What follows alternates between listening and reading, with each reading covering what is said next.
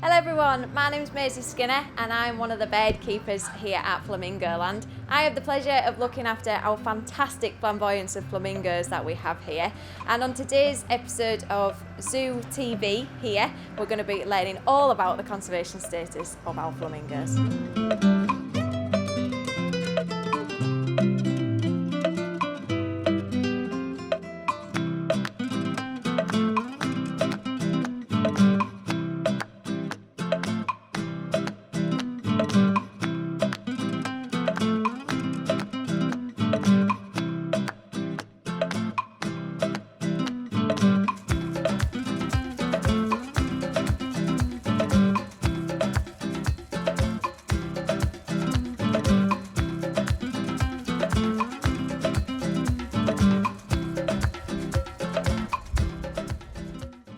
We're on a bit of an adventure.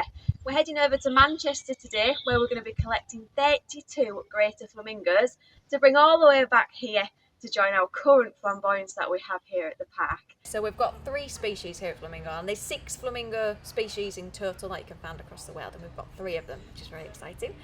So we've got the greater flamingo, which is the largest species. We've also got some Cuban flamingos, which are really vibrant pink. They're the brightest of all the flamingos, and then we've got the Chilean flamingos as well, which are a kind of a combination between the two in appearance. So we've got 32 greater flamingos arriving, which is a larger deal. So first of all, we need to be able to identify our flamingos, so we need to check ring.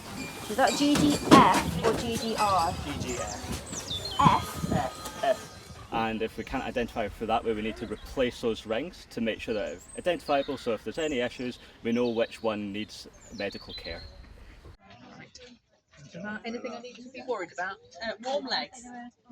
Okay. Right. We have an overall general vet check, so we have a listen to their heart and lungs to make sure it's okay, especially at a time when bird flu has been around in the UK for a couple of years. Listen out for those respiratory signs is so important. We also have a big examination of their feet, because just like us, they stand on 2 feet, not 4. That's a lot of weight bearing to do. So we need to make sure that their feet are in working condition, and any treatment we can do to prevent anything like cuts. Or a big one for birds is called bumblefoot. The scientific term is pododermatitis, so it comes from basically an inflammation of the bottom foot. We make sure that they've been eating okay as well, and that our eyes are nice and clear as well.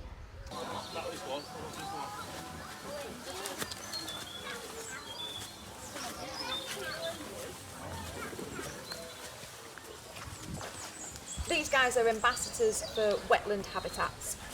So the dips and changes in the water levels are really affecting these animals, affecting their nesting sites, and affecting their behaviours that they can do in them environments. So we want to raise awareness of that. We want to breed them in captivity and create fantastic genetic pools that effectively we can supplement the wild with if we ever need to. Fingers crossed we don't have to, but in the event of a catastrophic event, we can supplement the wild with that. And a bit of research as well. Research seems to get pushed under the carpet a little bit, but ultimately we're educating the public about them, and we're researching them ourselves, their behaviour, how to house them, how to feed them, and see if we can help support the wild population in doing that. Flamingos are massively affected by climate change, so the rise and dips and falls in water levels. So when they build their nests are fantastic. They create mounds, a little bit like volcanoes, and they sit their eggs on top. And as the water levels rise, that can either wash away the nest sites, or it can make it very difficult for the chicks to then venture out when they start to get to the age where they need to be venturing. So even pollutants as well, which affects the water quality. So by the water changing, even in the slightest, it can affect the whole breeding process and success of the species.